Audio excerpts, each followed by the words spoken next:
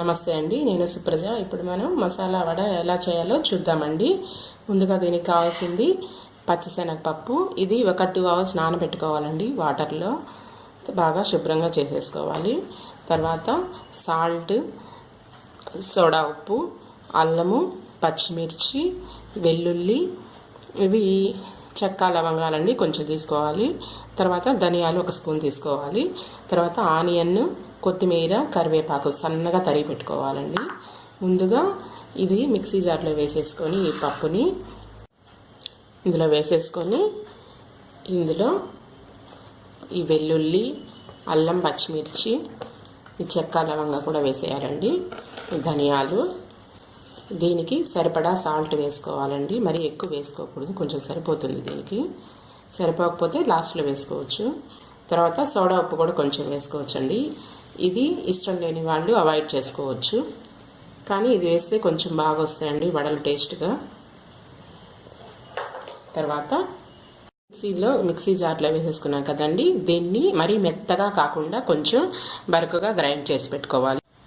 ఇలా బరకుగా గ్రైండ్ చేసుకోవాలండి, మరి మెత్తగా చేసుకోకూడదు. ఇలా ఉంటేనే వడ బాగా కరకరలాడుతూ బాగుంటాయండి. లేదంటే మరీ మెత్తగా ఉండేంత బాగుండవు. ఇప్పుడు దీన్ని ఒక గిన్నెలోకి తీసేసుకొని ఇది గ్రైండ్ చేసేటప్పుడు ఇందులో నేను అసలు వాటర్ వేయలేదండి, ఎందుకంటే ఇవి నానబెట్టాం కదా బాగా, అదే సరిపోతుంది. ఇంకా వాటర్ అవసరం ఉండదు ఇందులో.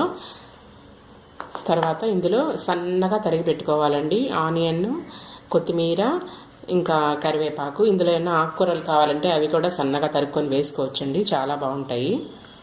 క్యారెట్ తురుము కానీ ఏదైనా మన ఇష్టం అండి. ఇది వేసి బాగా మొత్తం ఒకసారి కలుపుకొని డీప్ ఫ్రై చేసేసుకుంటే మనకి మసాలా వడ రెడీ అయిపోతుందండి. ఇప్పుడు ఆయిల్ హీట్ ఎక్కిందండి, మనము వడల కోసం పెట్టుకున్నాం కదా అది. ఇప్పుడు వడల్ని ఫస్ట్ చెయ్యిని వాటర్తో తడుపుకొని ఇది తీసుకోవాలండి. ఇది షేప్ ఇలాగా చేతిలో ఇలా తడితే వస్తుందండి. మసాలా వడ ఒక షేప్లో ఉంటుంది కదా, అలాగా మామూలు వడల్లాగా కాకుండా ఇలా వేసుకోవాలండి.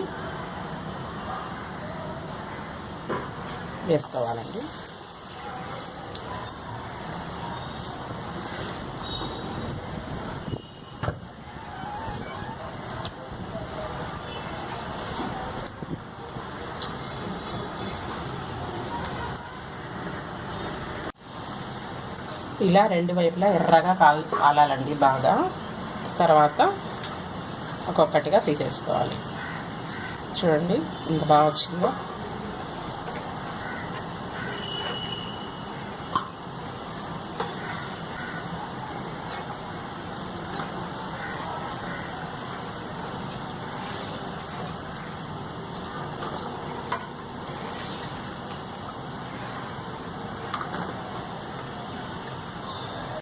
ఇలాగే అన్నీ వేసుకొని చక్కగా వేసుకుంటే వేడివేడిగా మసాలా వడ రెడీ అయిపోతుందండి.